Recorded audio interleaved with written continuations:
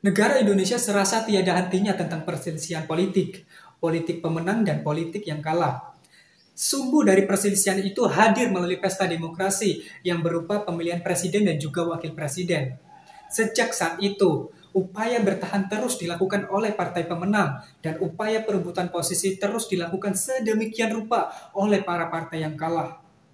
Di masa kepemimpinan Pak Jokowi, perselisihan ini tiada hentinya terus bermunculan selama 2 kali pemilu berturut-turut. Faktornya sama, yaitu partai pengusung yang kian membusungkan dada hingga membuat partai lawan menjadi tidak terima dengan kekalahan. Ujung-ujungnya ya mereka menjadi orang-orang yang sakit hati. Selama 2 periode berjalan ini jelas banyak sekali orang-orang yang tidak suka atas terpilihnya Pak Jokowi menjadi presiden untuk yang kedua kalinya, menyamai track record Pak SBY yang telah menjadi presiden untuk yang 2 kali. Tapi orang-orang tersebut tidak sebanding dengan pendukung Pak Jokowi yang telah berhasil mengantarkan beliau menjadi presiden untuk yang kedua kalinya. Orang-orang yang tidak suka dengan Pak Jokowi ini berada di pihak oposisi, pihak yang selalu menyerang pemerintah dan seolah-olah berdiri di barisan rakyat.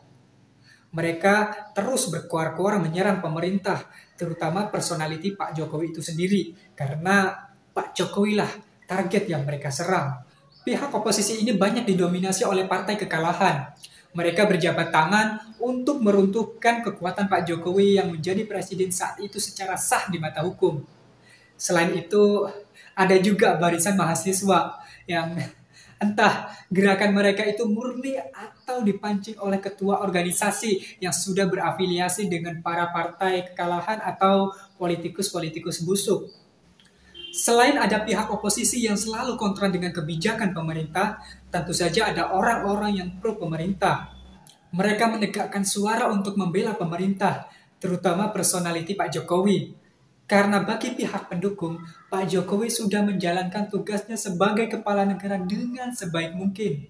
Prinsip yang dipegang oleh pendukung pemerintah adalah tidak ada presiden yang sempurna. Presiden yang jujur dan tulus pun pasti memiliki keluputan dan kekurangan dalam menentukan kebijakan. Jadi, sebagai masyarakat, kita seharusnya menopang kekurangan dan kelemahan presiden, bukan justru mencerca. Namun di sini kita melihat banyak suara-suara vokal pejabat, politikus, dan pemuda yang terus menyerang pemerintahan, baik dengan cara mengkritik, menyindir, menghina, atau bahkan sekedar candaan melalui suara mangkok tukang bakso yang diketuk menggunakan sendok. Lucu ini. Suara mereka sebagai oposisi seolah-olah merasa yang paling benar. Padahal mereka tidak maha benar. Hei, untuk kalian kaum oposisi, sudahi kedangkalan otak kalian. Berdiri di barisan pro pemerintah kalian sebut sebagai buzzer RP. Membela kebijakan pemerintah kalian anggap gila jabatan komisaris. Menganggap pendukung pemerintah adalah cukong karena kalian anggap tidak melihat kondisi negeri. Dengan segala nafsu cacian kalian sematkan kepada siapapun yang mendukung pemerintah. Lalu kalian menutup mata, telinga, hidung, mulut, dan bahkan hati nurani kalian tentang bagaimana pendukung pemerintah ingin melindungi negeri dari kecarut-marutan anarkis kalian. Kesejahteraan tidak dibentuk dengan cara saling menjatuhkan satu sama lain. Kesejahteraan tidak hadir melalui demonstrasi bodoh kalian. Kesejahteraan tidak akan muncul jika masih banyak otak-otak pendengki yang mengatasnamakan rakyat Indonesia seperti kalian. Kesejahteraan itu dibentuk dengan cara kita saling bergandeng tangan, membangun perekonomian, membangun pendidikan, dan membangun kesehatan di kondisi yang sedang terpuruk ini. Kesejahteraan bisa hadir dengan cara menyamaratakan harga BBM di seluruh pelosok negeri ini. Kesejahteraan akan semakin muncul ketika kita membangun jalur-jalur transportasi guna menunjang perekonomian dan pendidikan bangsa. Dan kesejahteraan itu perlahan dibangun oleh sosok yang selalu kalian caci, selalu kalian rendahkan.